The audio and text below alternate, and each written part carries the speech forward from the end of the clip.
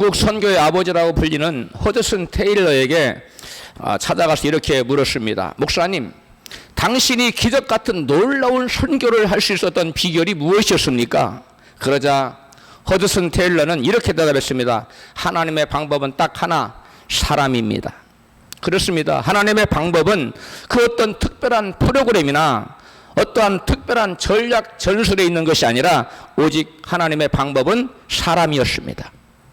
하나님의 방법은 당신의 뜻을 이루기 위해서 항상 사람을 들어서 역사하시고 당신의 뜻을 이루셨습니다. 하나님은 당신의 뜻을 이루기에 합당한 사람, 당신의 뜻을 이루기에 그 쓰시기 합당한 사람을 만나면 그를 들어 쓰셔서 당신의 뜻을 이루어 나가셨습니다.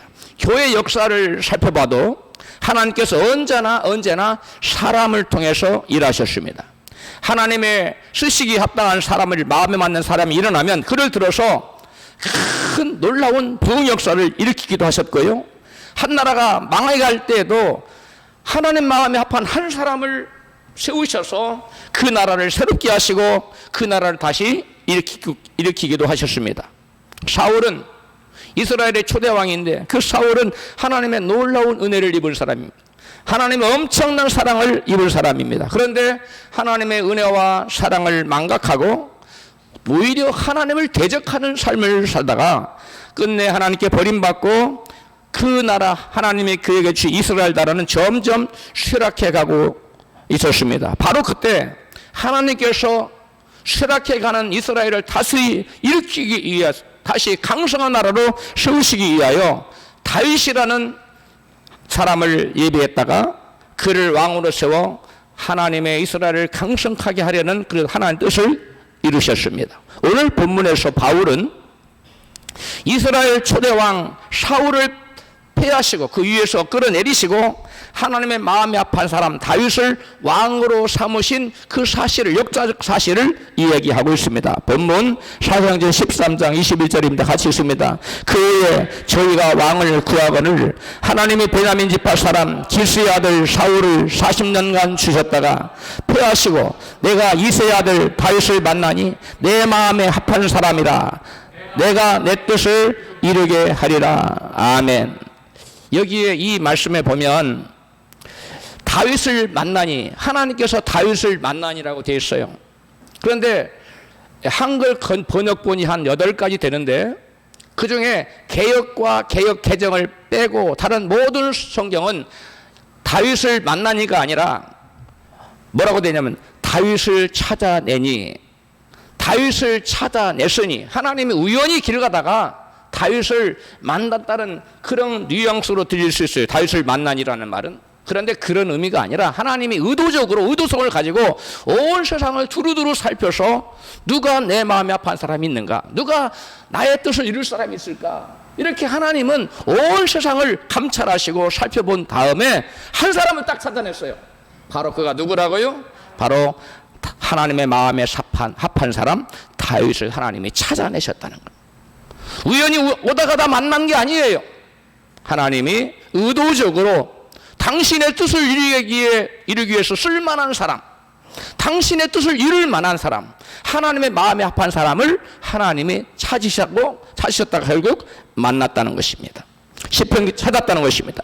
시편 기자는 하나님께 다윗을 우연히 만난 게 아니라 왕의 기름을 부으려고, 왕의 거룩한 기름을 부으려고 일부러 찾았다고 이같이 증거합니다. 시편 89편 20절 다 같이 읽습니다. 내가 내 종 다윗을 찾아 나의 거룩한 기름으로 부었도다. 다윗을 뭐 했다고요? 찾았다는 거예요. 하나님이 의도성을 가지고 다윗을 찾았다는 겁니다. 하나님의 마음에 합한 사람을 찾았다는 겁니다. 하나님의 뜻을 이룰 사람을 찾았다는 것입니다. 하나님의 계획을 성취할 사람을 하나님이 찾아냈다는 겁니다. 그래서 그에게 하나님의 뜻을 이루기 위해서 기름을 부었다고 말하고 있습니다.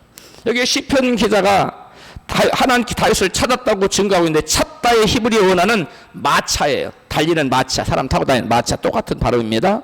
그래서 하나님께서 마치 마차를 타고 내가 쓸만한 사람이 어디 있는가 두루두루 마차를 타고 찾아다녔다는 그런 의미가 되는 거예요. 그래서 마침내 한 사람을 발견했는 그 사람이 누구라고요? 다윗이라는 말. 그 다윗을 보니까 하나님 마음에 너무 맞는 거예요. 하나님 마음에 합한 거예요. 아, 내가 저자를 통해서 나의 뜻을 이룰 수 있겠구나. 내가 저자를 통해서 나의 계획을 성취할 수 있겠구나 하고 하나님께서 이스라엘 왕으로 세워서 하나님의 뜻을 이룰 적임자를 마침내 찾아내서 그에게 왕으로 기름을 부었다는 것입니다. 할렐루야. 하나님께서 사울의 왕위를 빼앗으시고 다윗을 왕으로 세우신 이유는 다윗이 하나님의 마음에 합한 사람이었기 때문이라고 성경은 말하고 있습니다. 본문 사도행전 13장 22절 시작. 빼앗으시고 다윗을 왕으로 세우시고 증거하여 가라사대 내가 이새의 아들 다윗을 만나니 다윗을 찾아내니 내 마음에 합한 사람이라. 아멘. 여러분, 하나님께 다윗을 향하여 내 마음에 합하다고 그랬어요. 내 마음에 합한 사람이라 하시는데 내 마음에 합하다는 말이 무슨 말일까요? 우리나라 말로 쉽게 말하면 내 마음에 쏙 든다, 이런 뜻입니다. 그런데 여기서 하나님께서 다윗을 발견하고서 다윗을 증거했어요. 다윗이 이런 사람이다 증거하셨는데 그게 뭐 영어로 보니까 테스트파이드라는 단어예요. 이 테스트파이드라는 단어는 테스트라는 단어에서 파생된다는 거예요. 그러니까 하나님께서 다윗을 이 모양 저 모양으로 이 각도에서 이런 부분 저런 부분을 여러 부분을 다 테스트해보고 나서 아하 옳거니 이 친구는 나의 마음에 쏙 들어, 나의 뜻을 이룰 수 있어 라고 하나님이 입증했다는 거예요. 하나님이 이미 증거를 내렸다는 거예요. 그래서 하나님이 다윗을 찾아서 증거했다고 말하고 있습니다. 왕으로 태하시고 다윗을 왕으로 세우시고 뭐하여 가라사대 증거하여 가라. 하나님이 입증, 하나님이 모든 것을 테스트해보고 그를 입증했다고 말하는 거예요. 영어 성경을 보면 참 재밌는데요, 너무 명확합니다. 하나님이 다윗을 왜 증거했느냐, 여러 부분 또 여러 각도에서 또 여러 번에 걸쳐서 다윗을 이 모양 저 모양으로 다 테스트해 본 다음에 합격. 너는 내 마음에 들어. 너는 반드시 내 뜻을 이룰 거야. 내 예측이 틀림없을 거야 라고 하나님이 확실히 입증하고 증거했다고 오늘 본문 말하고 있어요. 다윗을 왕으로 세우시고 증거하여 가라사대. 다윗은 들에서 아버지 양떼를 지키면서 사나운 야수들인 사자와 곰과 맞서 싸워야만 했습니다. 그러다 보니까 다윗은 하나님을 전적으로 의뢰할 수밖에 없었고 또 하나님이 자기를 지켜줄 때마다 하나님 은혜에 감격하고 하나님을 사랑할 수밖에 없었어요. 하나님을 사랑하는 사람이 되었어요. 하나님을 의지하는 사람이 되었습니다. 하나님께서는 다윗이 어려서부터 하나님 의지하고 하나님을 찾고 하나님을 사랑하는 그 모습을 바라보고 너무 기특하게 보시고 눈여겨보셨어요. 그래서 어려서부터 내가 과연 저자를 쓸만한 목재, 인재인가 제목인가 그것을 보기 위해서 여러 부분에 걸쳐서 여러 번에 걸쳐서 테스트해 보았다는 거예요. 그 테스트해 본 그 결과 나의 마음에 합한 사람이야 이렇게 증거를 했다는 거예요. 다윗은 자신도 모르게 하나님께로부터 여러 부분에 걸쳐서 이런 부분 저런 부분 또 다른 부분을 다 테스트 당하고 테스트 하나님 하셨고 또 다윗은 그 하나님의 테스트를 다 거친 다음에 하나님의 마음에 합한 사람으로 입증이 되었다는 거예요. 다윗은 하나님으로부터 테스트를 받았는데 그 테스트 받은 게 뭐냐면 신앙과 그의 인격을 본 거예요. 그의 중심을 본 거예요. 그의 중심에 과연 하나님의 믿을 만한, 하나님 인정할 만한 믿음과 하나님 인정할 만한 그러한 인격이 있는가를 하나님은 그 중심을 샅샅이 보고 하나님 이 모양 저 모양으로 사건을 만들어서 테스트한 다음에 합격했다고 증거했다는 것입니다.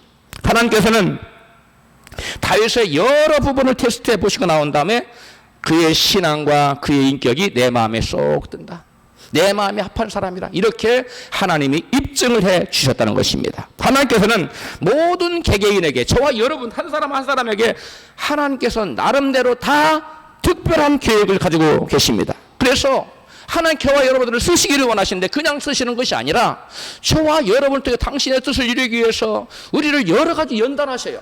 여러 가지로 훈련하셔요. 그 다음에 하나님 우리를 테스트해 봅니다. 네가 과연 내가 원하는 믿음의 단계에 있는가? 네가 과연 내가 원하는 인격의 단계에 네가 들어갔는가? 그걸 하나님이 마침내 우리가 시험에 합격하면 하나님께서 저와 여러분을 내 마음에 합한 사람이라고 증거를 해주시는 거예요. 할렐루야. 네. 여러분, 그런데 이 하나님의 시험이 몇 년 몇 월 며칠 내가 너 시험할게 준비하고 있어. 그렇게 해서 시험 보면 아마 우리 중에 떨어질 사람 거의 없을 거예요. 뭐 그때는 뭐 금식도 하고 뭐 철야도 해가면서 열심으로 해서 하나님의 시험에 내가 합격해야지 하고 합격을 할 것 같은데, 하나님의 시험은 예고 없이 찾아옵니다. 우리가 알지 못하는 상황 속에서 상황이 이미 끝났어. 그리고 이미 시험 치른 거예요.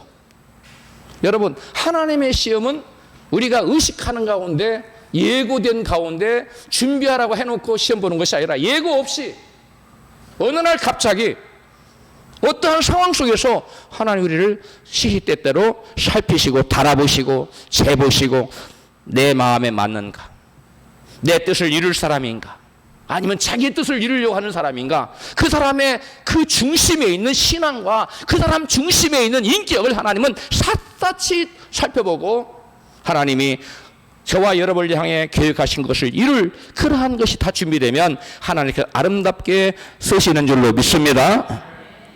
사무엘상 17장 7절을 보면 하나님께서 다윗을 선택하신 가장 분명하고 확실한 이유를 한마디로 표현하고 있어요. 같이 읽습니다. 사무엘상 16장 7절 시작. 그 용모와 신장을 보지 말라. 나의 보는 것을 사람과 같이 아니하니 사람은 외모를 보거니와 나 여호와는 중심을 보느니라.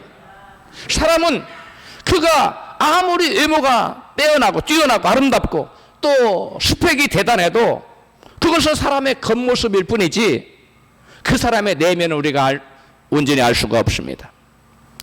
사람은 내면을 보지 못하기 때문에 겉모습만 보고 판단하지만, 우리 인간의 내면을 환히 들여다보시는, 우리의 숨은 동기와 의도를 확실히 캐치하시는 우리 하나님께서는 그 사람의 마음의 중심을 보신다는 거예요.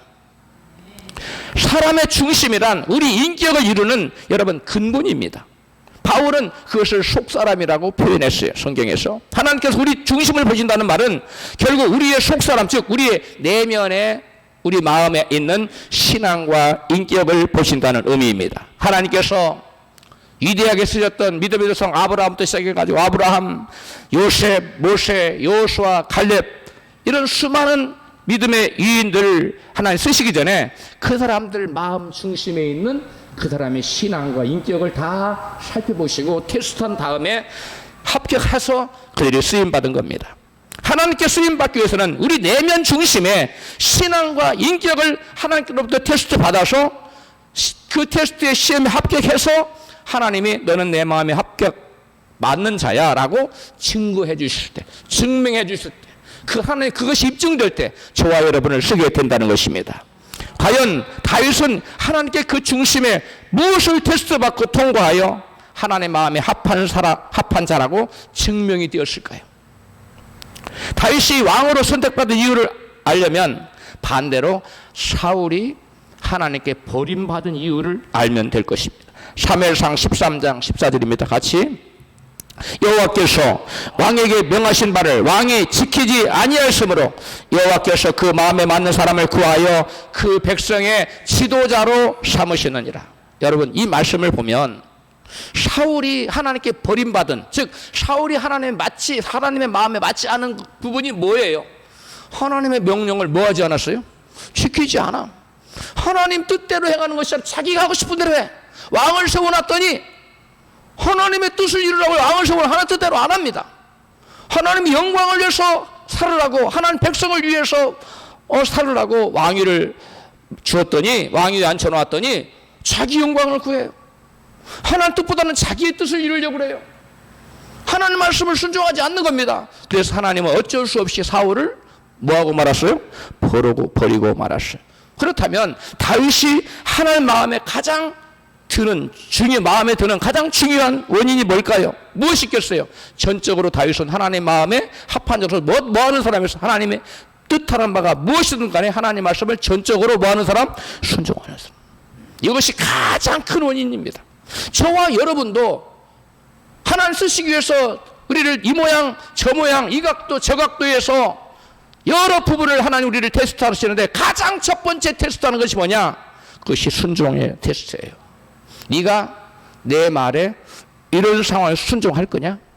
아니면 네가 불리하니까 내 말씀을 버리고 너의 유익을 추구해서 내 말씀을 버릴 거냐? 이것을 하나님은 우리에게 여러분 보고 계세요.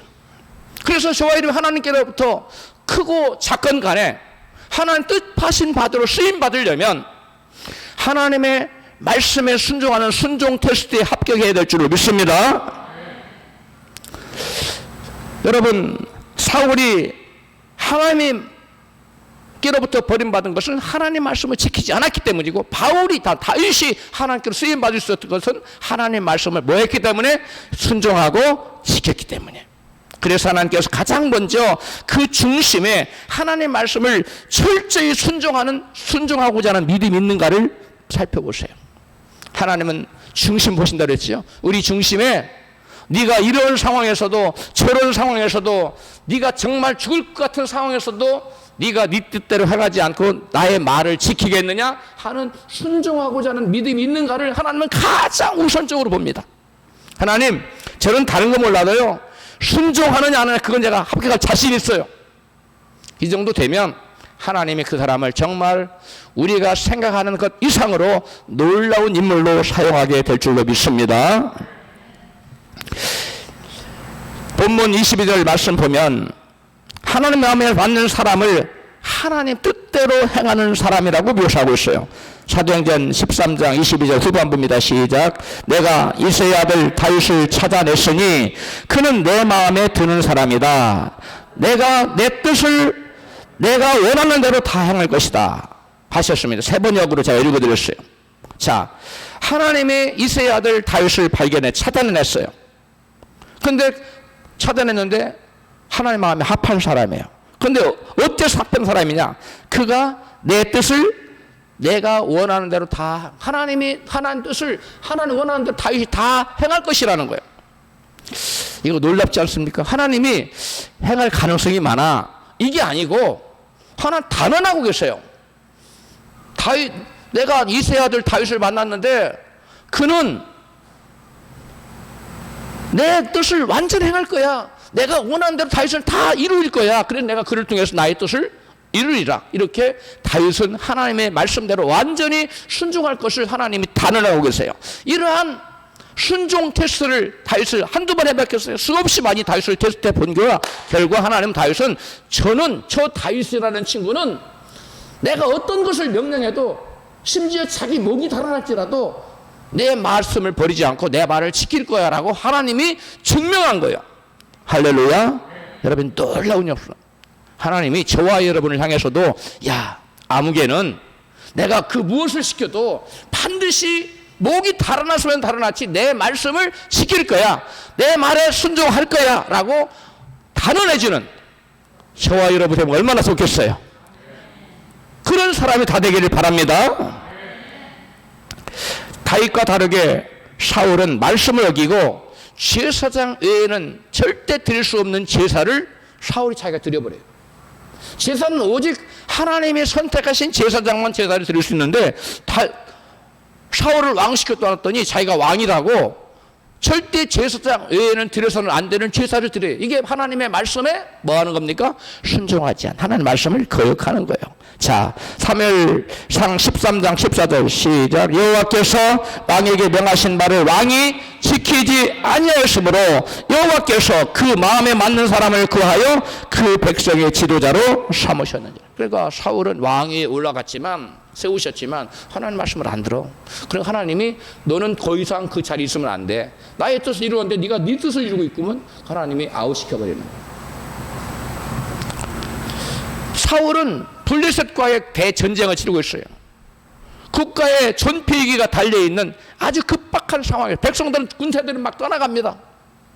그런데 사무엘 선지자 약속 시간에 안 나타나. 그러니까 조급한 마음에 왕이 절대로 들어서는 안 되는 일을 부득이하다고 말하고 그가 제사장이 드려야 될 제사를 왕이 드려버렸어요.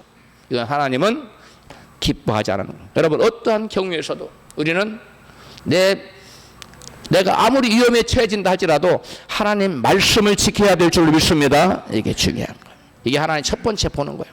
네가 이런 상황에서도 내가 네게 명령한 말을 지킬 것이냐, 아니면 네가 너의 편의를 따라서 하나님 나의 말을 버려버리고 네 뜻을 이루고자 할 것이냐. 하나님은 그것을 버려버린다는 겁니다.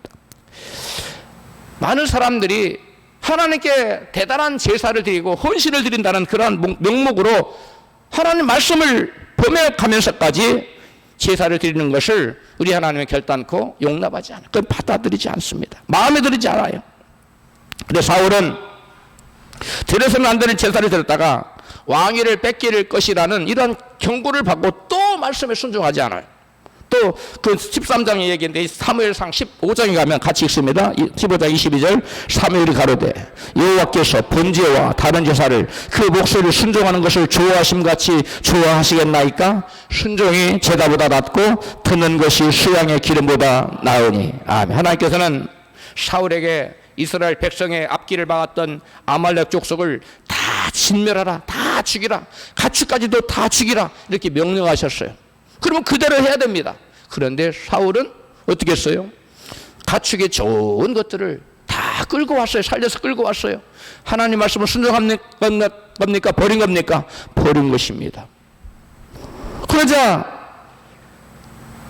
사울에게 뭐라고 합니까? 순종이 뭐보다 낫다고요? 제사보다. 하나님 말씀 듣는 것을 하나님 더 기뻐하시지. 하나님 말씀 먹이고 죽이라고 말한 그 짐승들 다 끌고 와서 제사드리 하나님이 기뻐하지 않는다고 말합니다. 우리는 사울처럼 내가 하나님을 섬기려고 헌신하는 것을 하나님의 말씀 순종하는 것보다 더 중요하다고 생각하는 경향들이 있습니다. 이걸 버려야 돼요. 사울이 왜 이런 불순종의 죄를 지었습니까? 사울이 그것이 죄라는 걸 몰랐을까요? 사무엘상 15장 24절 사울의 변명을 들어봅시다. 시작. 사울이 사무엘에게 이르되 내가 범죄하였나이다. 내가 여호와의 명령과 당신의 말씀을 어긴 것은 내가 백성을 두려워하여 그 말을 청종하였음이니이다. 아멘. 사울은 여호와의 명령과 하나님의 종 선지자의 말을 어기고 좋은 짐승을 죽이지 않고 살려서 끌고 온 것이 잘못된 죄라는 것을 알았어요? 몰랐어요? 알고 있었습니다. 잘 알고 있었어요. 그러나 백성을 두려워하여. 지금 사울이 두려워야 될 분은 백성입니까? 하나님입니까? 하나님입니다. 저와 여러분도 마찬가지입니다. 우리가 어떤 행동을 할 때 내가 이 일을 하면 하나님은 기뻐하시고 그러나 백성들은 앵그리해가지고 화를 낼 수 있어요. 당신 그럴 수 있어? 저럴 수 있어요. 근데 반대로 내가 이런 일을 하면 사람들은 좋아요. 참 훌륭해요. 근데 하나님은 No. 네가 감히 나의 말씀을 버려? 살 수 있어요. 여러분, 이것이 바로 우리가 어느 입장을 더 우선시하느냐예요. 사울은 하나님보다 누구의 입장을 더 우선시했습니까? 백성들의 입장을 더 우선시했어요. 여러분, 하나님께서 귀 쓰신 바울의 고백을 한번 들어보십시다. 갈라디아서 1장 10절입니다. 시작. 내가 사람들에게 좋게 하랴 하나님께 좋게 하랴 사람들에게 기쁨을 구하랴 내가 지금까지 사람의 기쁨을 구하는 것이었으면 그리스도의 종이 아니니라. 저와 여러분, 사람으로부터의 칭찬, 사람으로부터 인정, 사람으로부터 기쁨 이런 걸 구하려고 듣지 말고 오직 하나님께로부터 인정받고 하나님께로부터 칭찬받고 하나님께로부터 여러분 기쁨을 구하는 우리가 되어야 될 줄 믿습니다. 네.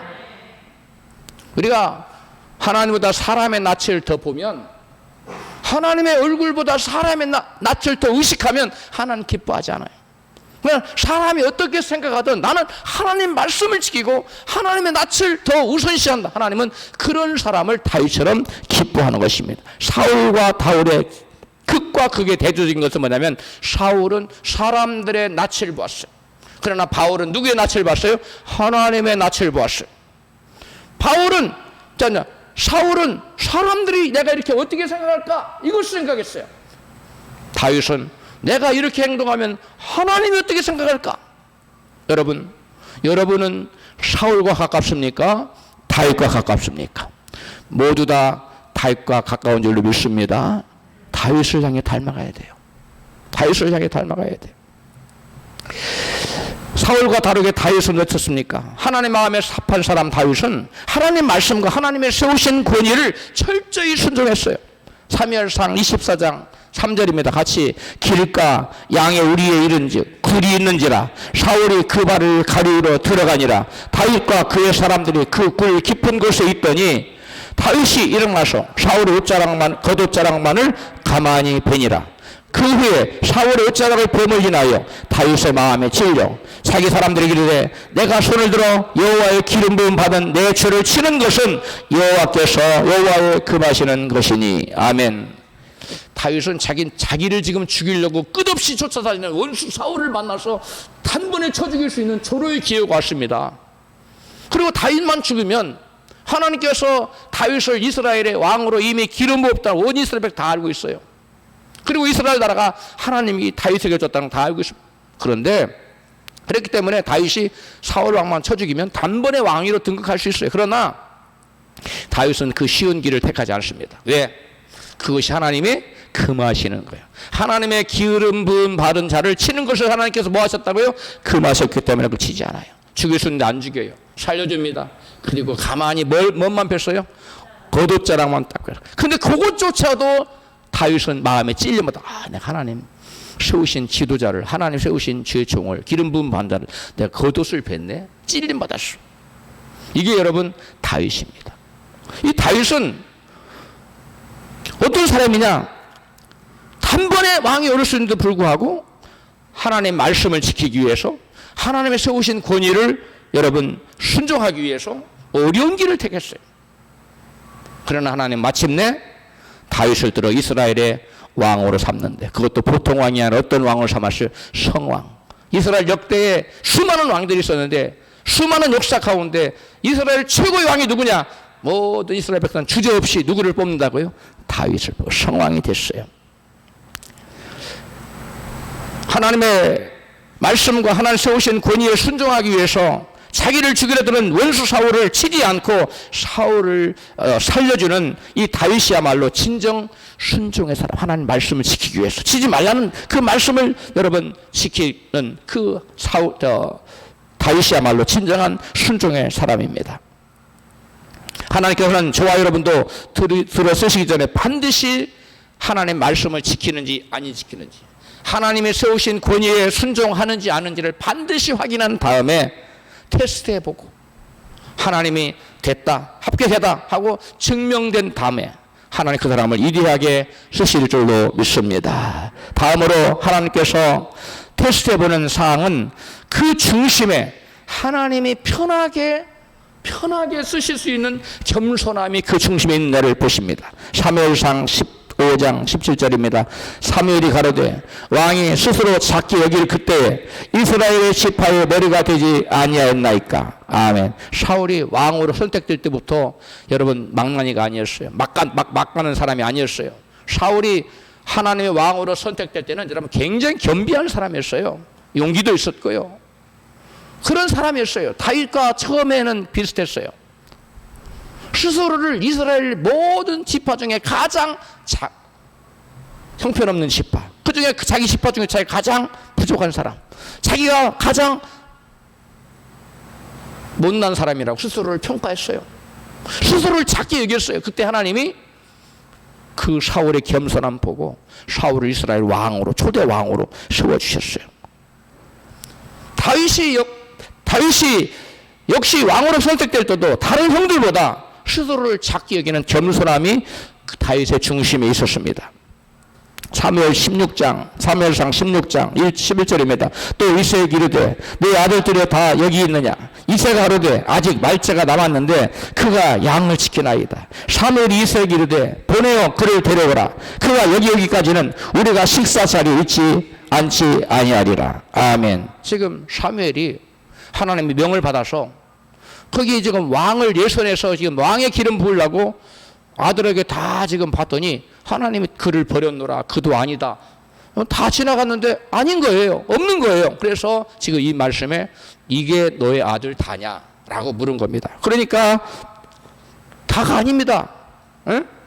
말자가 남았는데 그가 지금 양을 지키고 있습니다. 그러니까 그를 데려와서 이 자리에 앉기까지 식사 자리에 앉지 않겠다. 이렇게 지금 말씀하고 있습니다. 여러분, 어떤 분들은 다윗이 왕제가 아니라서 아버지의 눈에도 얘는 왕제가 아니야. 그래서 제외받아서 들여가서 양치고 있었다고 설교하는 분들이 있더라고요. 그런데 여러분, 저는 그렇게 믿지 않습니다. 여러분, 이 다윗이 왜 지금 양을 치고 있었느냐? 다윗 아버지 이새의 눈에 얘는 왕제가 아니야. 목동이나 할 노릇 제목이지 양치는 목동이나 적합해 해서 보낸 게 아니에요. 지금 다윗 아버지 이새는 선지자 사무엘로부터 내가 왕을 예선할 것이니까 자네들을 불러 모으라고 듣지 않았어요. 단지 내가 하나님께 제사 드릴 테니까 다 자네들을 불러 모으라고 했던 겁니다. 그런데 지금 그 당시에 사무엘의 그 권위가 어떻습니까? 이스라엘 민족의 여러분 정신적 지주입니다. 왕을 세워서 사울이 왕이긴 하지만 사울 왕보다 더 권위가 있고 이스라엘 백성들이 왕 이상으로 추앙하고 존경하는 인물이 사무엘 선지자예요. 그래서 사무엘의 말은 한마디도 땅에 떨어지지 않았어요. 절대적인 권위가 있는 사람이 왕보다 더 위대하게 여김받는 사람이 사무엘 선지자. 그런데 그 사무엘 선지자가 와서 지금 이 가정에 와서 제사를 드리겠다는 거예요. 그러면 이 가문의 뭡니까? 영광인 거예요. 일생일대 한 번 있을까 말까 한 그런 절호의 기회가 왔는데 자녀들에게 이새 그 다윗의 아버지 이새가 막 항상 고민을 했을 거예요. 이 중대한 자리에서 누구를 뺄 것인가? 아버지 저는 이래봬도요 이런 사람이에요. 저는 이래봬도 이런 사람 그 아들 중에 뺐다면 나중에 두고두고 이새는 그 자녀한테 원망을 들을 겁니다. 그래서 이새가 과연 이걸 여기를 빼서도 이 귀중한 가문의 잔치인 그 나라의 왕과 같은 선지자를 모시고 제사를 드린 그 중요한 자리에 과연 누구를 뺄까? 다 이 사람 얘는 이래서 반항할 거야. 얘는 이러고 원망할 거야. 다 계산해봤는데 얘는 내가 그리 보내도 당연히 뭐 아버지 그 제가 뭐 그거 해야죠. 다른 형들보다 제가 가장 부족하잖아요. 제가 가장 못났잖아요. 그렇게 스스로 겸비하게 여길 사람은 다윗밖에 없었던 거예요. 그 중요한 자리에 빠져도 아버지에게 원망 불평하지 않고 겸손하게 그것을 인정할 사람은 아버지 이새가 생각할 때 다윗밖에 없었던 겁니다. 제가 설교 준비를 하는데 이게 너무나 강하게 왔어요. 내 마음에 성령께서 그걸 주시더라고요. 이새의 아들 다윗이 이새가 보기에 왕제가 아니라 들에 보낸 게 아니라는 거예요.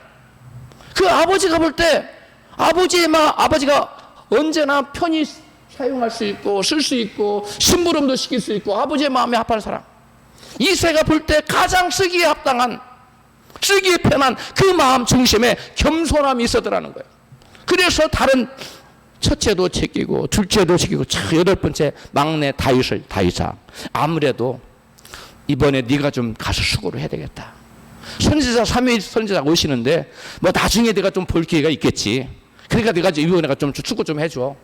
다윗이 예 알았습니다 아버님. 걱정 마세요. 마음이 뭐 전혀 마음 두지 마세요. 제가 열심히 할게요. 이게 바로 다윗이에요. 아마 다른 사람을 지켰다면 노발대발 난리 났을 겁니다. 아버지가 나를 지금 어떻게 보시는 거예요? 제가 이 형제간족에 제가 제일 형편없는 다란 아버지 눈에 그렇게 보입니까? 뭐 해가면서 대들고 난리 났을 겁니다. 그런데 다윗 아버지 이새가 볼 때 다윗은 그런 사람이 아닌 거예요. 지금까지 경험상 살펴봤을 때 다윗은 언제나 무엇을 시켜도 겸손하게 아멘 아버지 알았어요. 제가 열심히 한번 해볼게요 하고 나왔던 사람이 여러분 다윗입니다. 그래서 다윗 아버지 이새는 다윗을 뽑아서 여러분 양치는 그 자리에 보냈던 것이에요. 여러분 많은 사람들이 하나님께 쓰임받기를 원합니다.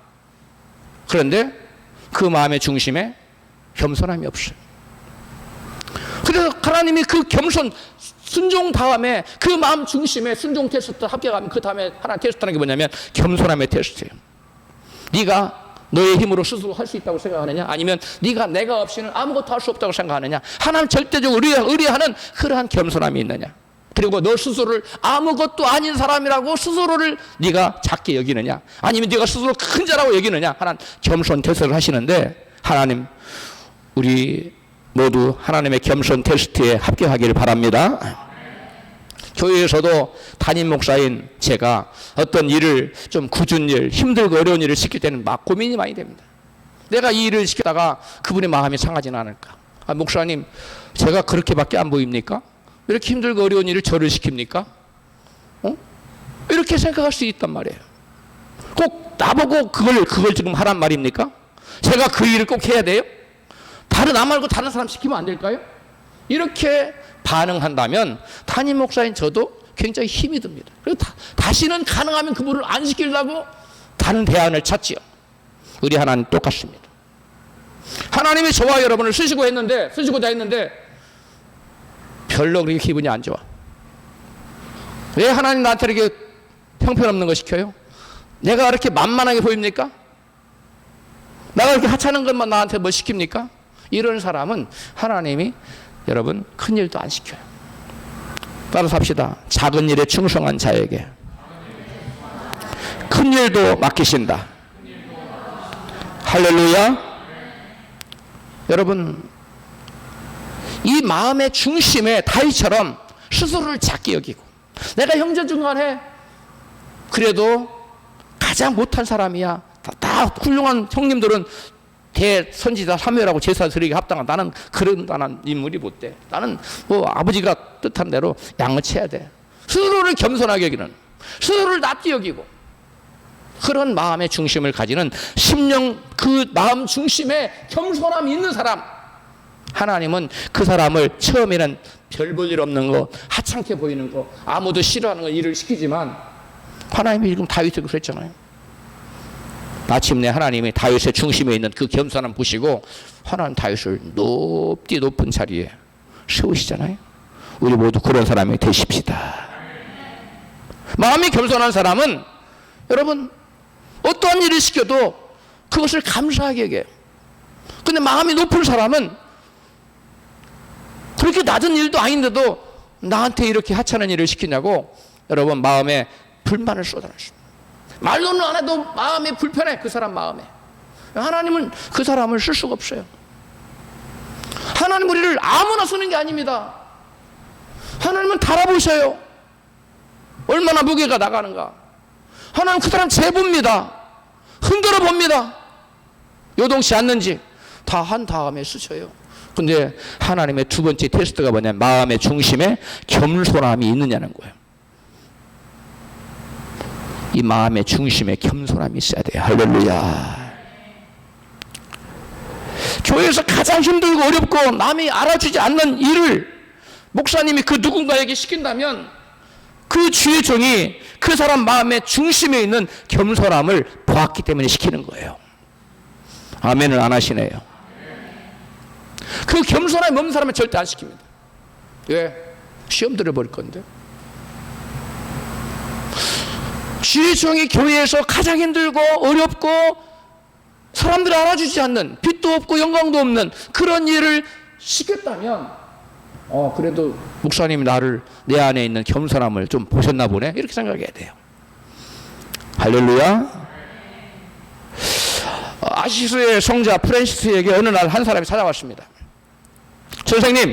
선생님이 놀라운 그리스도의 놀라운 기적과 거룩한 영광을 나타내고 선생님만 만나면 모든 사람들이 변화를 받는데 그 놀라운 능력의 비결이 어디 있습니까? 프란시스가 대답했습니다. 전능하신 하나님은 어느 날 지구상에 살고 있는 많은 사람들을 바라보셨습니다.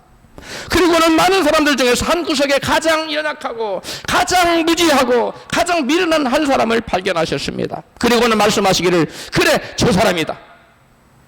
저를 통해서 나의 강함과 나의 지혜로움과 나의 능력을 나타내리라. 그것이 하나님이 저를 선택하신 이유의 전부입니다. 라고 대답했다는 거예요. 프란시스는 그 마음 중심에 자신을 세상에서 가장 연약한 자로 여겼어. 세상에서 가장 무지한 사람으로 여겼어요. 세상에서 가장 미련한 사람으로 스스로를 여기는 겸손함이 있어요. 우리는 조금 뭐 알면 막 자기가 다 아는 것처럼 막 대단하잖아요. 전부터도. 그래서 프란시스는 하나님이 능력의 장중에부터 위대하게 쓰임받은 이 프란시스는 스스로를 가장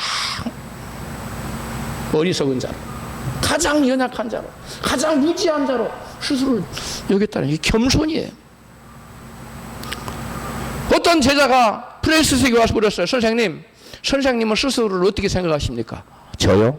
저는 세상에서 가장 악한 자입니다. 예? 그 말도 안 됩니다. 세상에는 살인자도 많고 강도도 많고 수많은 악한 자들이 많은데 어떻게 선생님이 세상에서 제일 악한 자라고 말할 수 있습니까? 그건 제가 도저히 받아들일 수 없습니다. 아, 그래요? 만약에 하나님이 내게 주신 이 은혜를 그 강도에게, 그 살인자에게 주셨다면 그분은 나보다 훨씬 더 하나님의 영광을 드러내고 위대하게 쓰임받았을 겁니다. 나는 하나님께로도 엄청난 은혜를 받고도 이것밖에 못하니까, 이것밖에 하나 영광을 드러내주고 나는 세상 가장 악한 그 제자가 무릎을 꿇었다는 거. 스승님 말씀, 스승님이야말로 가장 겸손하신 분입니다. 우리가 겸손할 때 하나님께서 우리를 들어 쓰시는 줄로 믿습니다. 겸손하지 않으면요 쓸 수가 없어요. 하나님이 스스로를 높여버리면 하나님 높일 수가 없어요. 이미 스스로 올라가 있는데 하나님 뭘 어떻게 더 높여? 이미 스스로 사다리 타고 높은 자리에 올라가 있는데 여봐라 하고 스스로 마음이 높아져 있는데, 우리는 낮은 곳을 찾아야 돼요. 물은 위에서 어디로 흘러요? 밑으로. 하나님 은혜는 마음에 겸비한 사람에게 흘러내립니다. 할렐루야. 이게 신앙이에요. 이게 하나님의 마음에 합한 사람의 여러분 두 번째 마음 중심입니다. 마지막으로 하나님이 테스트해보는 그 사항은 그 중심에 자신의 맡겨진 일에 충성을 다하는 성실성이 있느냐, 성실함이 있느냐를 하나님이 테스트해봐요.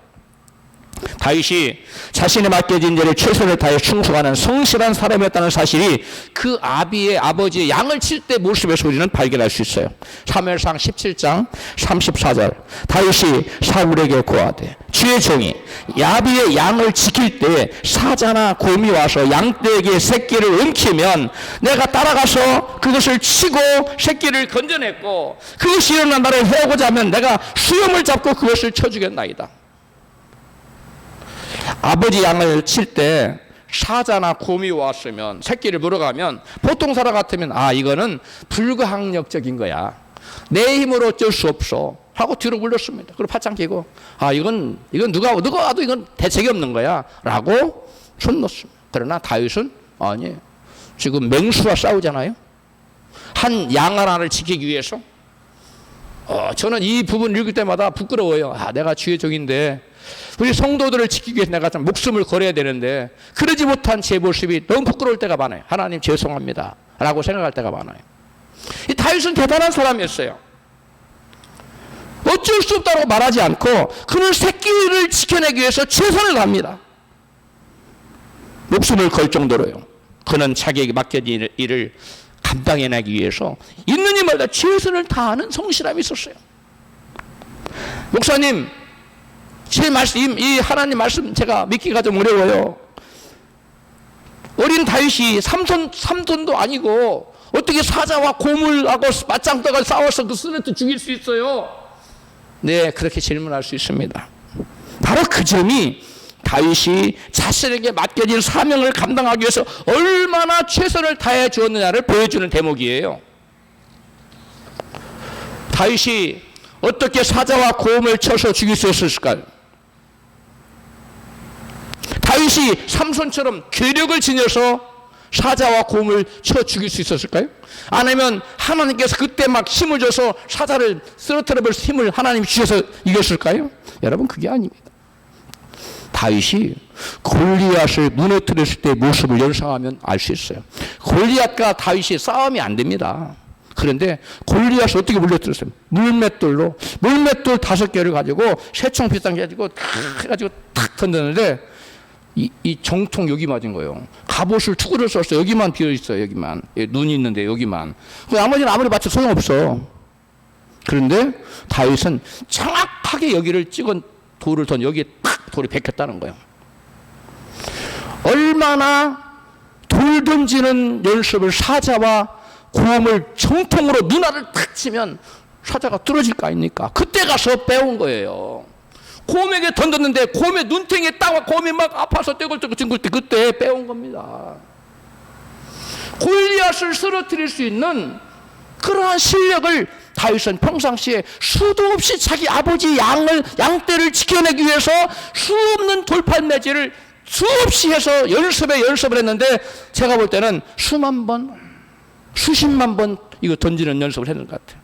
그래서 호리도 틀림없이 조금도 틀림없이 정확한 위치에 돌이 던져지는 명중하는 백발백중의 여러분 돌팔매 사수가 된 거예요. 그 당시에 여러분 돌팔매질은 뭐냐면 강력한 무기였습니다. 다윗이 무모하게 나 하나님 믿습니다. 지켜주세요. 제가 이기해 주세요. 골리앗과 싸우러 나간 게 아니에요. 평상시 무수한 돌판 내지로 실력을 연마한 다음에 그 이후에 하나님 나를 도우시면 이길 거라는 믿음, 자기 실력과 믿음을 가지고 나간 거지. 아무런 대책도 없이 내가 믿음 가지고 하나님 도와주세요. 오늘날 그런 사람 많아요. 자기가 할 일 하면 안 해. 그리고 하나님 도와주세요. 믿습니다. 믿긴 뭘 믿어요. 내가 할 걸 하고 나가야지. 에? 내가 하나님 너 이것 좀 해. 그리고 나가. 지가 할 일은 안 해. 그리고 하나님만 믿는데 그건 안 되는 거예요. 다윗은 철저히 자기를 훈련시키고 아비의 양을 지키기 위해 자기가 할 수 있는 최선을 다했어요. 성실함이 있었어요. 우리 옆에 계신 분에게 성실한 사람이 되십시다. 할렐루야. 여러분 성경에 보면 이스라엘에 내전이 있었어요. 내전. 베냐민 지파와 다른 모든 지파가 싸웠잖아요. 베냐민 한 지파와. 그 베냐민 지파 중에 기브온 족속 중에 700명은 이걸 던졌는데 호리도 틀림없이다. 조금도 개혁 성경에는 호리도 개혁개혁에서는 조금도 틀림없다 오는데 돈 백발백중 다 왔나. 700명. 한번 성경 읽어봐. 사사기 20장 16절에 시작. 기브와 거민 중에 택한 자가 700인데 이 모든 백성 중에서 택한 700명은 다 왼손잡이라 물매로 돌을 던지면 조금도 틀림이 없는 자들이더라. 아멘. 물맷돌로 다윗도 골리앗을 잡았죠. 골리앗을 잡기 전에 사자와 곰을 잡았어요. 다윗이. 그리고 이 이스라엘 백성들이 바로 이게 지금 사사시대잖아요. 그럼 다윗이 왕되기 전이에요. 이미 다윗이 왕되기 전 이스라엘 백성들이 이 물맷돌이 강력한 뭐였다고요? 전쟁 도구였어요. 무기였습니다. 700명은 이걸 던지면 조금도 틀림이 있다 없다? 정확하게 왼쪽 눈 맞추고 오른쪽 눈 코빼기 그건 코 딱 맞추고 정확하게 백발백중의 사수로서 훈련되어 있었다는 거예요. 그걸 기반으로 이스라엘 그 한참 후에 다윗이 왕되잖아요. 그래서 다시 이것을 사용했다는 무기로. 시편 기자는 다윗이 왕이 앉은 후에도 목동 때의 그 성실함으로 백성들을 인도했다고 이같이 증거해요. 시편 78편 70절입니다. 다윗을 택하시되 양의 우리에서 취하시며 전 양을 지키는 중에서 저희를 이끄사 그 백성인 야곱 그 기업인 이스라엘을 기르게 하셨더니 이에 제가 그 마음의 성실함으로 기르고 이스라엘 백성들을 다윗이 어렸을 때 성실하게 자기 아버지 양을 지켰던 것처럼 이제는 성실함은 그 성실함으로 백성들을 기르고 인도하더라는 거예요. 할렐루야. 다윗은 이와 같이 하나님의 성실성의 테스트에 합격한 사람이라는 거예요. 예수님은 오늘 많은 사람들이 그래요. 내가 이 작은 일이니까 대충 하는 거야. 나에게 큰 일 맡겨봐. 중요한 나는 정말 헌신하고 정말 충성을 다하고 성실하게 할 거야. 그때는 여러분 그럴까요? 예수님 이렇게 말씀하셨어요. 요가복음 16장 10절입니다. 같이 읽습니다. 시작. 지극히 작은 일에 충성된 자는 큰 것에도 충성되고 지극히 작은 것에 불의한 자는 큰 것에도 불의하니라. 작은 거라고 우습게 여기고 하찮게 여기고 목사님 너무 시시해서 안 했는데요. 그럼 안 해도 될 것 같아. 이런 마음 자세는 아무리 큰 일을 해 그 사람 불의해. 그게 작은 일에 충성되는 큰 일을 해도 충성돼요.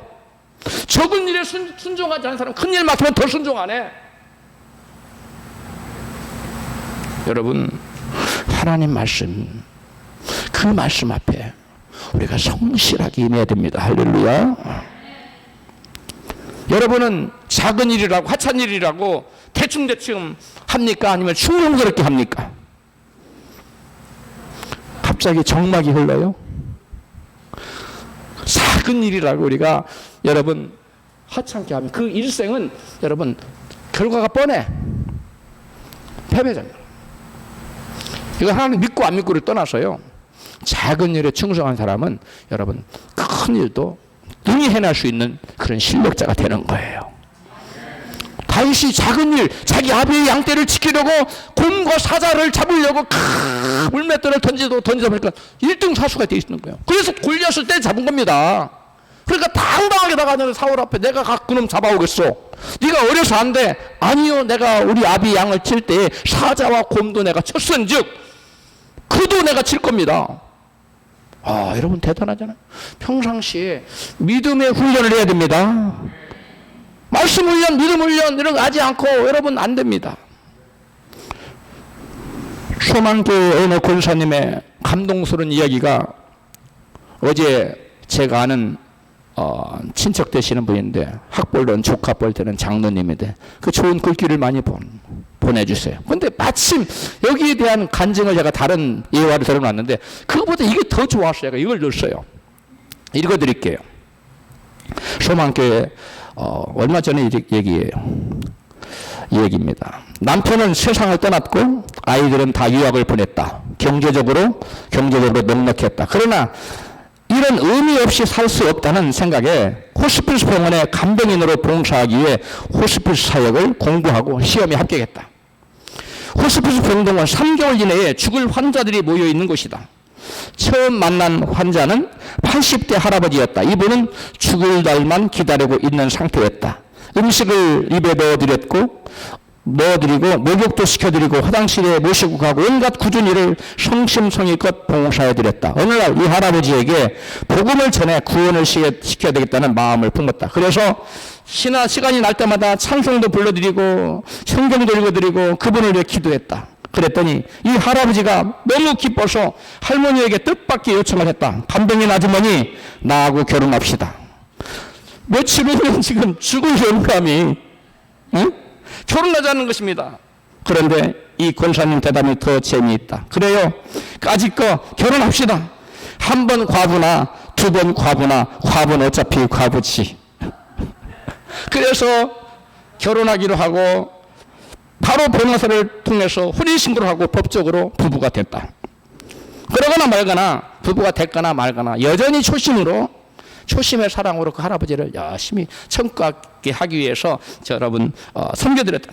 그리고 얼마 후 이 할아버지가 임종을 하면서 권사님 손을 꽉 잡고 신앙 고백을 했다. 하나님께서 나를 사랑하셔서 당신 같은 천사를 보내주셔서 구원해 주시니 참으로 감사합니다. 한 영혼을 구원한 거예요.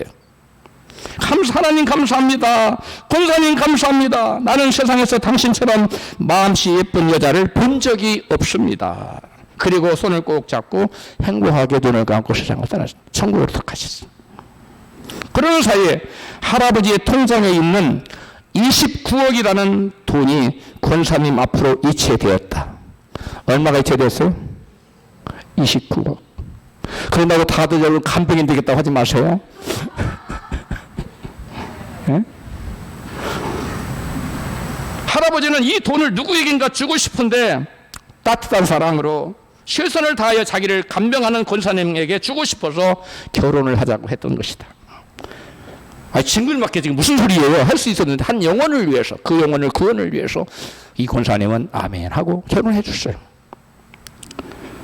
죽어가는 할아버지를 섬기는 작은 일에 최선을 다하여 성실하게 섬겨드렸더니 어떻게 섬겨드렸다고요?